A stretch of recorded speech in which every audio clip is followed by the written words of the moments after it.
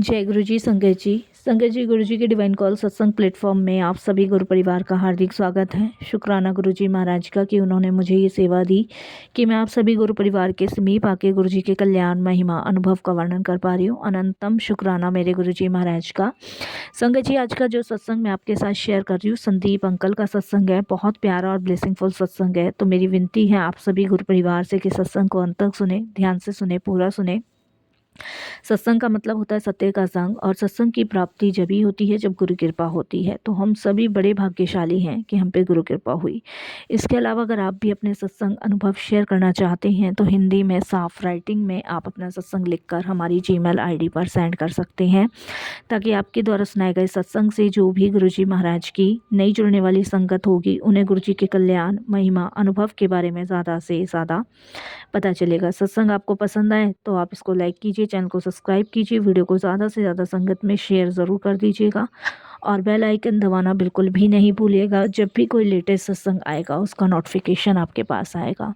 तो चलिए संगत जी, चलते हैं गुरु जी महाराज के सत्संग की ओर। सत्संग शुरू करने से पहले करते हैं गुरु जी का मंत्र जाप। ओम नमः शिवाय, शिव जी सदा सहाय। ओम नमः शिवाय, गुरु जी सदा सहाय।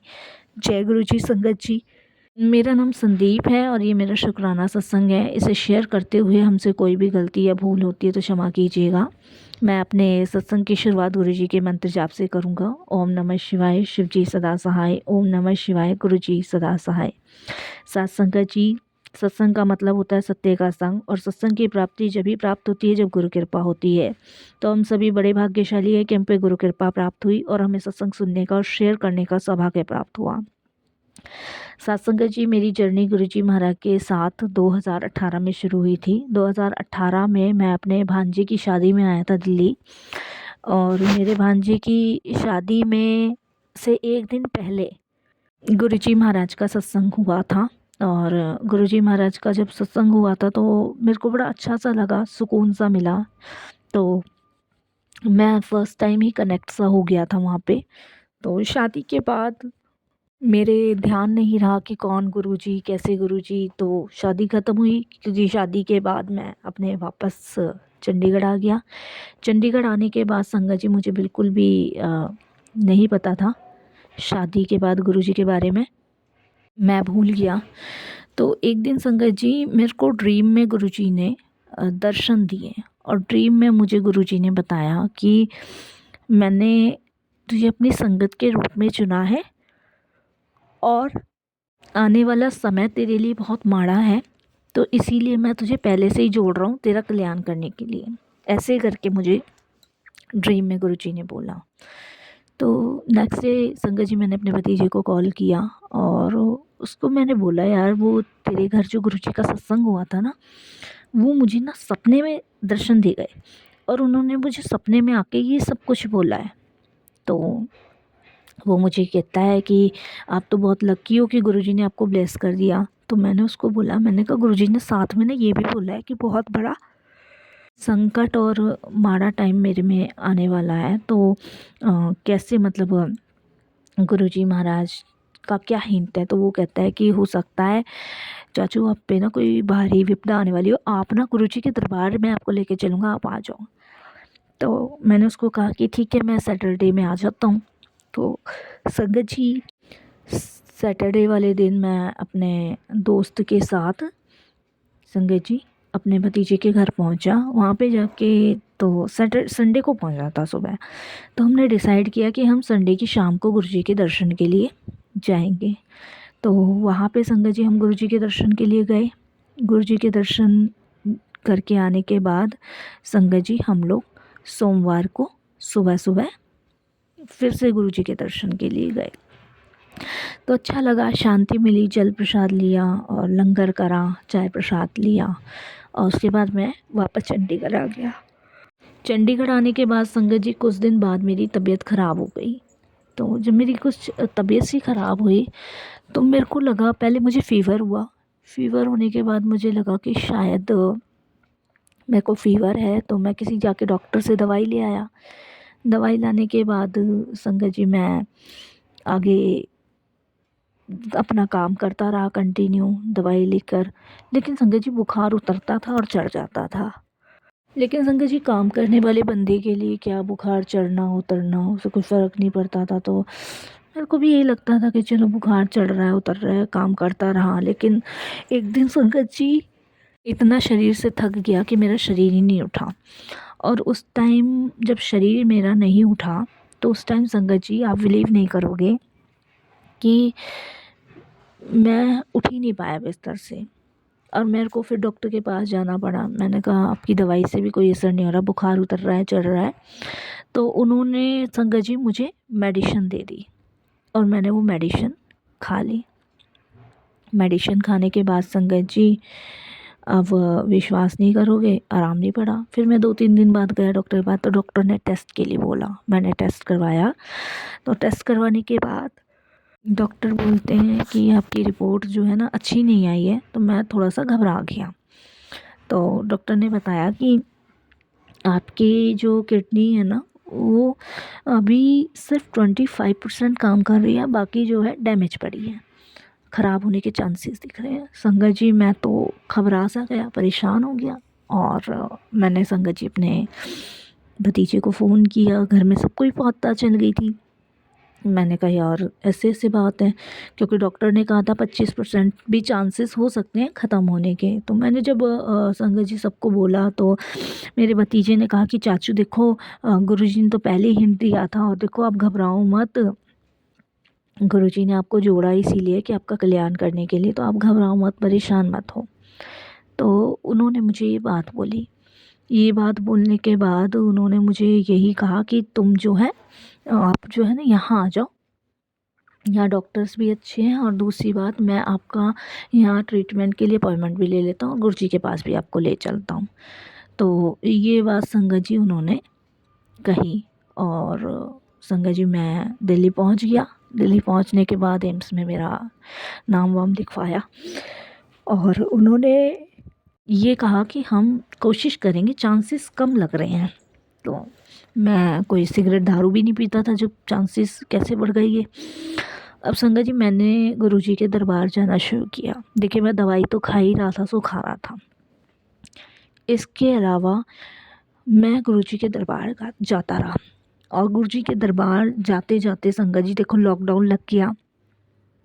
लॉकडाउन में घर में मैंने जल प्रसाद बना के पीना शुरू किया, गुरुजी का मंत्र जाप करता था, सत्संग सुनता था, अमृत वेला करता था। मतलब आप बिलीव नहीं मानोगे कि अगर आज मैं ठीक हुआ तो वो गुरुजी की कृपा से ठीक हुआ हूँ।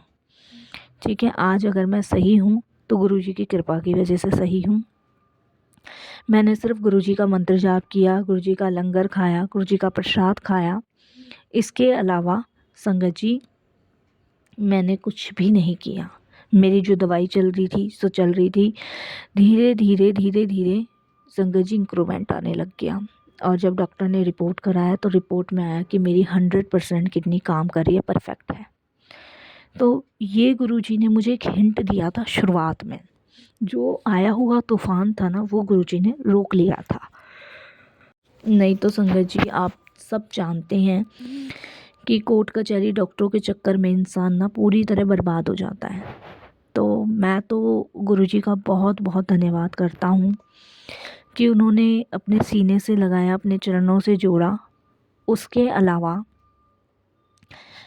मेरे को ठीक किया, मुझे एक लाइफ ब्लेस करी, यही कहूँगा मैं तो कि मेरे को एक नई ज़िंदगी ही उन्होंने दी है।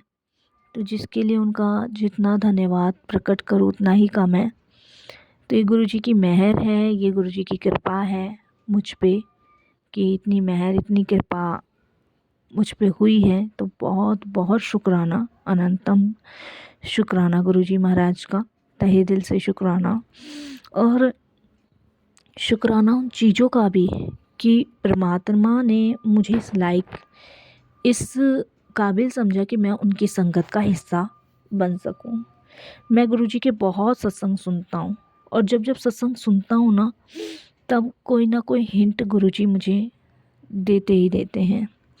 क्योंकि संगत जी गुरुजी महाराज साक्षात ईश्वर हैं, भगवान हैं, जो अपनी संगत को इस कदर संभाले हुए हैं कि उनके सारे कष्टों से उन्हें मुक्त कर रहे हैं।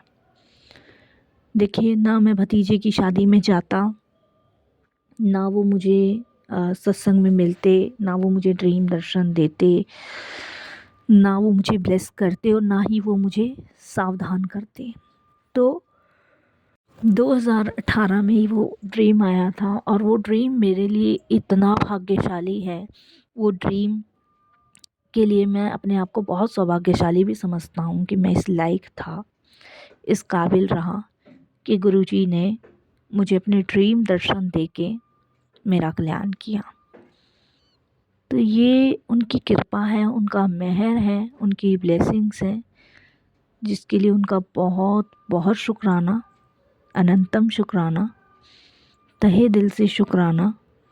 संगत जी, जीवन में कभी कभी कुछ चीज़ें ऐसी होती है कि इंसान कभी समेट नहीं सकता, लेकिन हाँ, उससे बाहर ज़रूर निकल सकता है।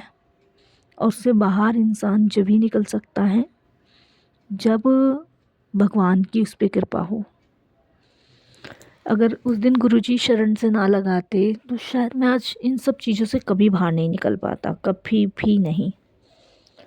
तो बहुत बहुत धन्यवाद गुरुजी, आपका बहुत बहुत शुक्राना। इसके अलावा भी गुरुजी ने बहुत चमत्कार जीवन में किए हैं, बहुत ब्लेसिंग्स गुरुजी ने इस लाइफ में मुझे दी है। संगत जी, अभी 2021 की बात है, ये कोरोना ख़त्म हो गया था, नहीं 21 की नहीं है, सॉरी 22 की बात है, ये 27 मई की बात है। 27 मई को संगत जी मेरे घर में मेरी बड़ी बेटी की शादी थी और हमने सोचा था कि हम गुरुजी का आशीर्वाद लेके ही ये शादी को संपन्न करेंगे। संगत जी, केटरिंग का काम बहुत अच्छा था, बहुत अच्छा तरीके से मैंने करवाया था कि भाई किसी प्रकार की कोई कमी ना हो।